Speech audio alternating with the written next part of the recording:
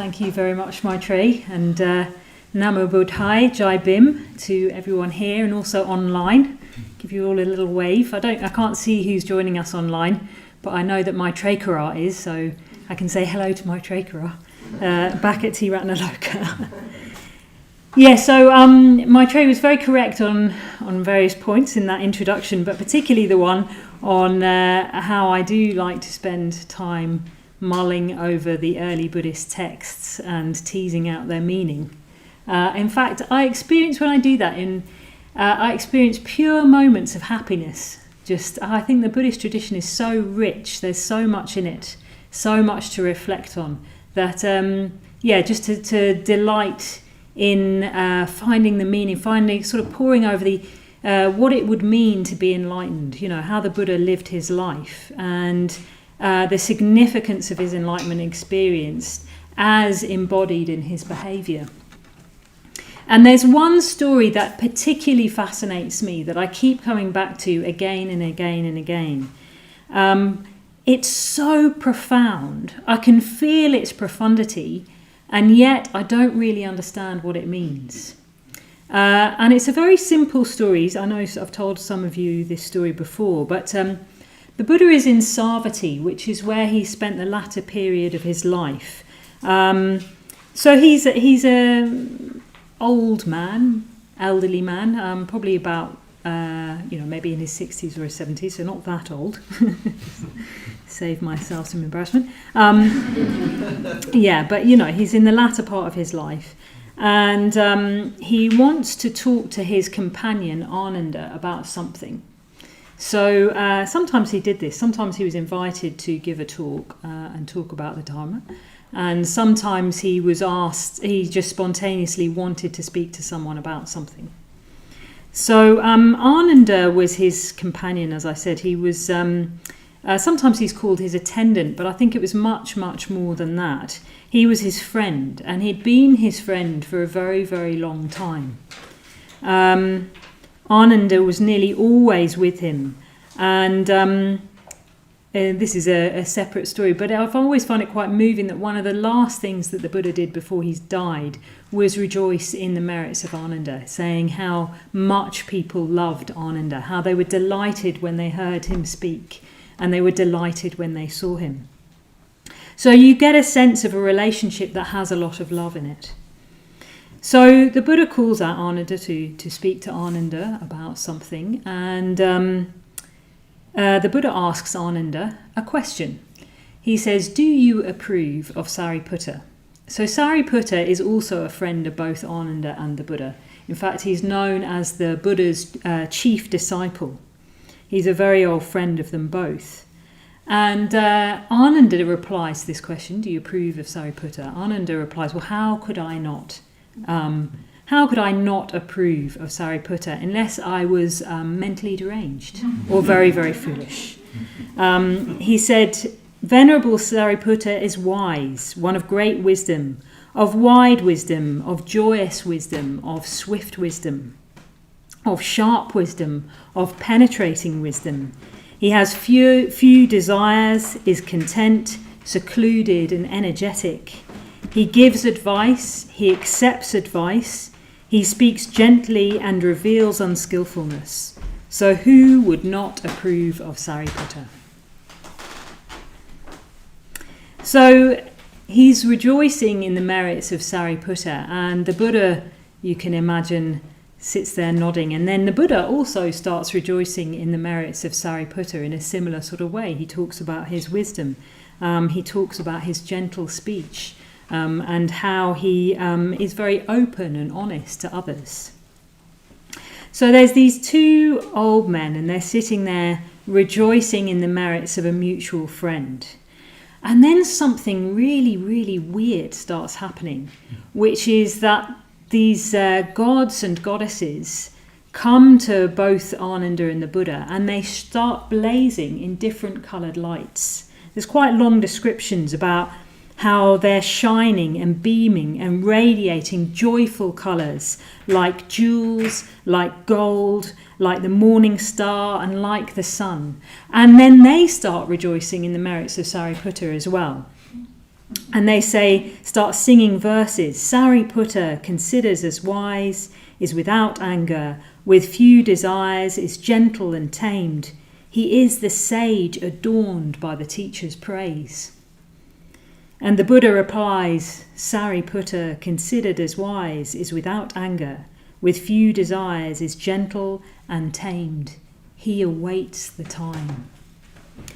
So there's this beautiful verses surrounded by coloured lights and joyful rejoicing. And then they all presumably, I always get the impression it was at night, partly because these gods and goddesses blazing with all these different colours. But then the sutta stops, the discourse stops, and presumably they all just go to bed. So there's no particular teaching here. There's no reason, there's no kind of teaching reason why the Buddha wanted to rejoice in the merits of Sariputta. It was a leading question. Ananda was never going to say about their mutual friend, yeah, you know, it's funny, actually, the Buddha, I've been meaning to tell you for a while, I'm actually really annoyed with Sariputta. Like, these are two, there's the Buddha, the enlightened being, Ananda, his attendant, who he loves very dearly, Sariputta, who they both love. They just spend the evening, what I imagine to be the evening, rejoicing in Sariputta. And I find this deeply significant because it has no purpose to it. Sariputta doesn't come into this story. Sariputta presumably doesn't know. Maybe he sees some flashing lights somewhere, wondering what's going on. But actually it's got nothing to do with him. There's no reason for it. But I think it's deeply significant for someone who has seen the way things are, for whom reality has unfolded, who sees that all things are dependent upon conditions, that all things are permanently changing, that in fact there are no fixed things at all, that everything is beyond a fixed and separate selfhood. Someone who sees with the eye of the Buddha, with the eye of wisdom, who knows it all, who's come to the end in a way, that he would just want to spend his evenings rejoicing in his friend, that the culmination of wisdom is to sit with an old friend rejoicing in another friend. I find that very, very significant. And in fact, we have got a similar story from Dilgo Khyentse Rinpoche, who was a teacher of Sangharakshita. Apparently, when he had the evening off and there was no teaching schedule, he'd call together his disciples and he would rejoice in the merits of his teachers. And as he did so, tears would pour down his face. And what's really sweet is that the disciples loved it. You know, they said that was the best evenings they had with Dilgo Khyentse Rinpoche, was just sitting, listening to him rejoicing in the merits of his teachers, with tears flowing down his face. It's almost like when you see into wisdom, there's so much love in you that it just has to be expressed. That's the only way I can understand that story about the Buddha. There was so much love in him, it just had to come out. And that when it did, something mysterious happened, something almost unimaginable. It doesn't matter who you think the gods and goddesses were and how literally you take that. What it's saying is that something responded in the world to that rejoicing. Something in reality itself responded with joy and coloured lights. So what this story teaches us is that love, or what we call metta or maitri, is the emotional content of clear vision, is the emotional content of seeing into the way things are, and that you don't have one without the other. Sometimes we separate them. We separate love and we separate wisdom because we understand reality as a bifurcation. That's one of these words you're only ever going to hear in a Buddhist context, by the way. Bifurcation, it means sort of making things into two. You're making things into the subjective content of your experience and the objective content. So the subjective content of your experience is how things feel. And the objective content is what you understand as the way things are. So we're constantly dividing our experience into what is happening and how I feel about it. So through that process, when you take something like understanding reality itself, we divide it into an objective content of what you see and a subjective content of how you feel about it. So sometimes when we talk about the objective content of what we see, we talk about reality as, for example, shunya, as empty, as open, empty of fixed and separate selfhood, empty of permanence. We might say that the objective content of seeing into reality is to see that all things arise on dependence upon conditions. But there's also that when we see that, that's not a kind of just a thought. You know, I did Buddhist philosophy as part of my degree. It didn't make me enlightened, sadly. You know, it's I could write an essay. In fact, I had this brilliant essay title, which I still remember, which is Shunyata an objective, have an objective reality, or is it a negative critique of substantialist theories? Anyway, so you could write an essay on that and talk very, very, you know, I think I got first, by the way. Anyway, it was quite a long time ago. But, you know, you can write an essay on that and you can get all the right answers and read all the right books. But actually, to really understand those truths, you have to feel them deeply. It has an emotional content to it. The result of seeing into those things is that all you want to do on your night off is spend the evening rejoicing in your friends with another old friend. I find that very, very interesting. In later Buddhism, they tried to kind of really emphasize this point that wisdom and love are not two separate things by kind of bringing them into one term, shunyata karana garbha. Garbha means like a womb or matrix. Shunyata means emptiness or openness, emptiness of fixed self-view. And karana means compassion. So it means the kind of womb or matrix of wisdom and compassion. And they were trying to make the point, no, it isn't two things. But of course you're limited by language. So you're still limited by shunyata plus karana all together. And it's still sort of the limitations of language itself stops it being one experience. The way that Sangharakshita talks about this in Living with Kindness, which is what we're going to study from after this talk, he says, realizing the truth of egolessness simply means being truly and deeply unselfish. To contemplate the principle of egolessness as some special principle that is somehow separate from our actual behaviour will leave it as far away as ever. If we find it difficult to realise the ultimate emptiness of the self, the solution is to try and be a little less selfish. So there you've got Sangharakshita bringing it even further down to earth, that if you think that you can just understand reality by understanding the concepts but remain selfish, you haven't really understood. And this is what we do. We tend to think about ourselves and our practice in these kind of two areas. So it might be that we think we've got the answer because we've understood the concepts. We might think of ourselves as a kind of head person, you know, someone who enjoys thinking about ideas and philosophical concepts, who enjoys meditating on the characteristics of reality.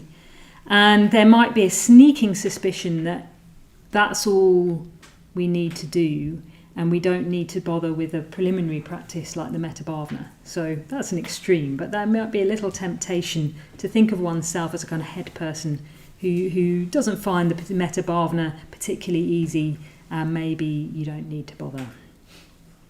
I'm not going to ask you who thinks that. Or you might think that, you know, what you need to do is have a life of service, to do the Metta Bhavana, to be a little less selfish, to be kind to others, to act for the greater good, and practice ethics very sincerely and wholeheartedly. and that you don't need to look into the characteristics of reality, that all of that stuff is a little bit heady and you're more of a heart person. So I think it's easy to kind of do that with our own practice. You know, I'm the kind of person that likes the more kind of reflective practices, or I'm the kind of person that likes the Metta Bhavana. It's easy to think of oneself in those two sort of camps, if you like. But it's also easy to put other people in those camps, because we're constantly dividing that experience of a deepening understanding of reality by putting a sort of line between metta and wisdom, and thinking of them in two separate things. It's almost like we can't quite help thinking of them as two separate things. And what Sangharakshita is asking us to do is to bring them together, shunyata, karana, garbha. But how do we do that? And from Sangharakshita's perspective, the Metta Bhavana will help you get there. It's interesting, most of the time actually when he talks about insight into the nature of reality, he usually talks about the Metta Bhavana as the kind of companion practice for seeing into the nature of reality. And I think that's in a way his sort of contribution, or in a way his genius, is to not put a limit on the Metta Bhavana, to not see it as just a practice about being slightly nicer in the world, although that is a really good start. Thinking actually with Maitreya talking about the early days in Buddhism, when I first went to a Buddhist centre, which was slightly under duress actually, I must admit, from my friend's mum, who said that I had to learn to meditate and sort myself out. And the Buddhist centre was at the end of my street, so I thought I had no real get-out clause there. It was a sign. So I remember going there, and I remember saying, being really nervous about it. My mum said to me, she said, "Well, they're hardly going to be axe murderers, are they, at a Buddhist centre?" I thought, well, that is a fair point. I'm not expecting to meet an axe murderer. So I went, and I was very kind of not sure about this. And we did the Metta Bhavana, and that was another time when I thought, oh, this is it. I don't know how I thought it. I knew it. And I didn't even have particularly deep meditation, but I can remember thinking that all my life I'd been sort of told to be more loving, but no one had told me how. I knew I wanted it. I knew I wanted to be a better person and a nicer person, but no one had told me how. And here was someone who sits down and said, well, what you need to do is you just need to sit down. Stage 1, here are the phrases. Stage 2, here are the phrases. I just couldn't believe it. And again, I just cried with happiness. So yes, there's a how. There's a how to bring together wisdom and compassion. And interestingly, in Living with Kindness, Sangharakshita says it's a continuity of experience, not a shift from one kind of consciousness to another. I reread that sentence the other day, and I thought, that is quite something actually. It's a continuity of experience, not a shift from one kind of consciousness to another. And what that means is that we don't need some special new technique, and we don't need to replace our old sort of substandard mind with a better mind. What we need to do is deepen our experience of metta by doing the things that we're already doing in a Buddhist centre. And it also means that the sort of insight that metta gives us is natural and innate. It needs just a little special kind of attention, but it is there. You're not trying to pull something new out of the universe. You've already got it. It just needs a particular kind of attention. I almost feel with the Metta Bhavana, what we're actually doing is freeing a natural state of mind. We're not trying to make ourselves into something we're not, which is a great relief, because it means it's all there in the nature of mind. We just have to learn how to access it. So what we do is we start with what I'm calling good intentions, to see people from their own side. So I had quite a lot of the time we're used to relating to people in terms of what we like about them, what we don't like about them, what we can get out of them, and what we can't get out of them. We're used to relating to people in terms of basically what they mean to us in our own experience. And I had an interesting experience the other day where I was struggling with someone, and then someone sent me a video, and they just happened to be in the video was something else. They just happened to be, this person I was struggling with, they happened to be standing at the side of a field doing nothing. And at that moment I just thought, oh, they're just doing their own thing. You know, there's so much drama going on in my mind, but there they are, just doing their own thing. And that opened up for me a kind of love that hadn't been there before, to think of them just existing from their own side and doing their own thing. So yes, I might have all sorts of responses to people, responses of craving and aversion, or just disinterested. You know, that's how the structure of the Metta Bhavana goes. We're sort of working with maybe a little bit of craving, working with just not being that interested in someone, and then working with what happens when you don't like someone. So that's just part of the normal human experience, that we've got these responses to people. But sometimes we get a little flash that they exist beyond our own responses to them, beyond our own kind of drama in our own mind. So yeah, there they are, a bit socially awkward at the Buddhist centre, not knowing who to talk to, feeling a bit excited or feeling a bit tired, meditating in deeper, higher states of consciousness, or just meditating with the hindrances. You know, they're having their own experience right now. And we kind of know what that's like. We know what it's like to be human. And there they are having their own experience, and there we are having our experience. And sometimes you get a glimpse of like, oh, I could actually just help them out a bit. You know, I could move towards them. And you get into this state which Bhante calls the outward movement of the self. So, yeah, there's me here and you there. Sometimes it feels like there's a bit of a cavern between us. But sometimes I can sort of see a little bit past that kind of tension, that tension of being separated from someone, and wish you well, whatever's going on in your experience. So here's me, and I'm wishing you well, you having your own experience, because I know what it's like to be human. But there's a sort of limitation in that, even though we can see past that kind of tension between self and other, and see that people exist from their own side. There can be a bit of a gravitational pull back to me. This outward movement from the self entails it still entails a sort of separation between self and other. And in the end, I come first. I think it's good to just admit that. If there's needs involved, I'm going to put myself first. And it might be, that we kind of make an effort and put other people first to help other people out. But we're always constantly referring to what I want out of a situation. So the way Bhante describes it, he says we always come back to this orbit of the self. He's got this beautiful image of being, he said, Metta's like a rocket going out from the earth. And then it just hits this orbit and it just slides back round to self-clinging, which I really recognise, actually. I don't think one should be ashamed of that. I think it's actually really good to see it. I sort of really see, when I was growing up, my mum had this thing that if you moaned a lot, she'd say, oh dear, I think you've got a little case of meitis today. And I just think it's quite good to admit that kind of chronic case of meitis.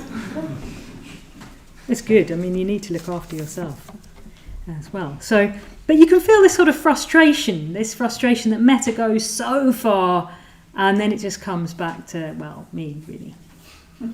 Me feeling separate and divided from other people, the divided consciousness that sees others as separate. And it can be quite painful and sort of, it can be quite painful and frustrating. So Bhante says, introduce a reflection. He says, reflect on whether there really is any difference between yourself and others, and if so, what the difference might be. Very, very simple. Reflect on whether there really is any difference between yourself and others, and if so, what that difference might be. And when we do this, when we introduce that reflection, we can see that actually this bifurcation of me and you, this kind of separation into self and other, this kind of painful state of affairs where we feel separate from others, is really a fiction, and that we are all part of life. We're all part of the changing conditions of life. All of us changing, all of us responding to the conditions that we experience. And Bhante says that then there's an outward movement of the self rather than from the self. Because what happens is we see that actually there's not that difference that I'm making between us isn't real or fixed or solid. So there's an advantage that we've got in Metta in that we all know what it's like to be human. You know, we all know what it's like to experience blame, and we all know what it's like to experience praise, and we all know what it's like to enjoy life and have enjoyable experiences. And we all know what it's like to feel sad and lonely. And we all know what it's like to have this kind of urge to grow and know where to put it. This urge to sort of, in some way, make ourselves better. We know what it is to be human.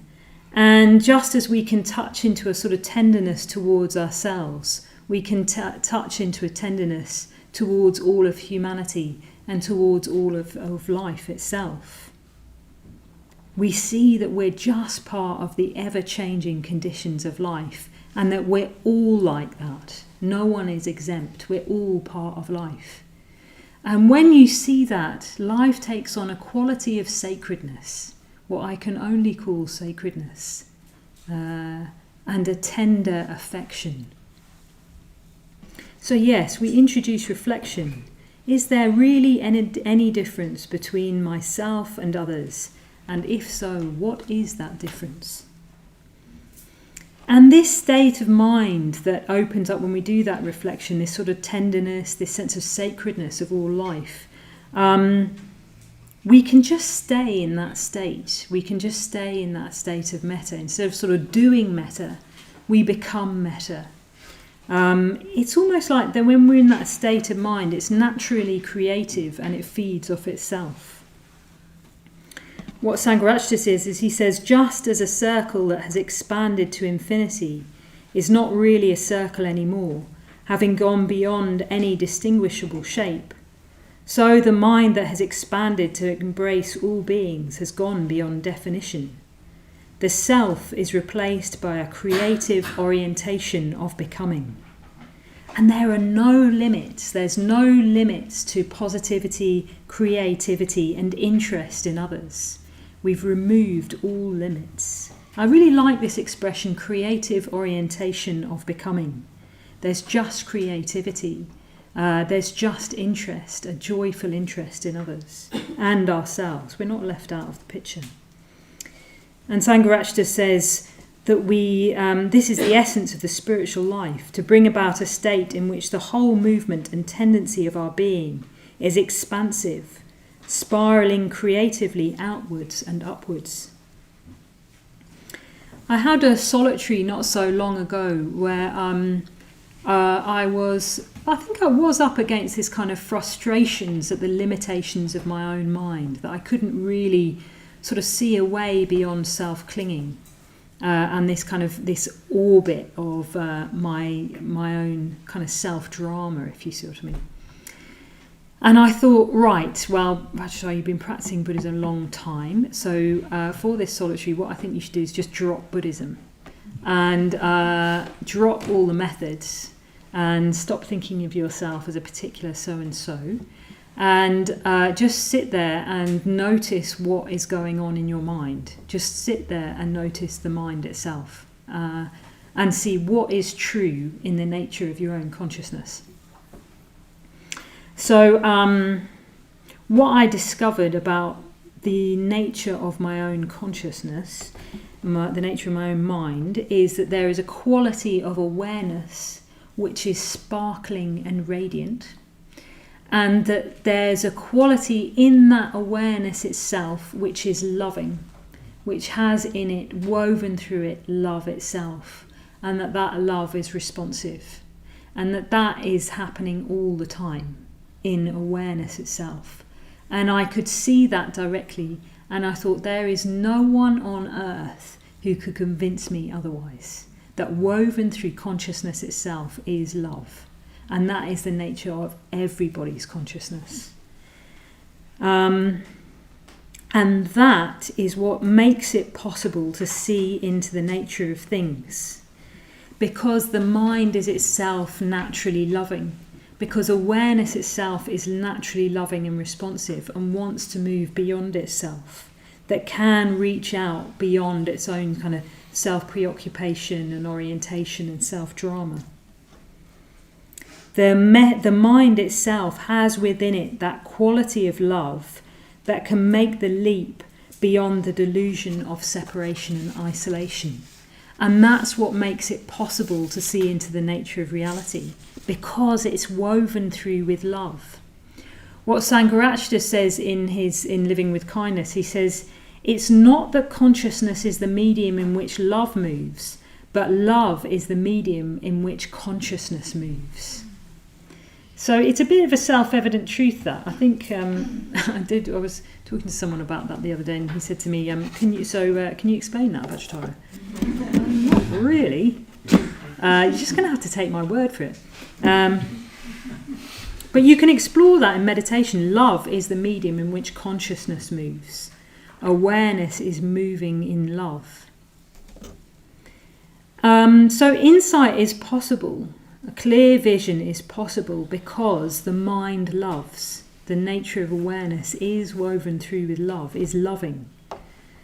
Insight is possible because of the mind that loves.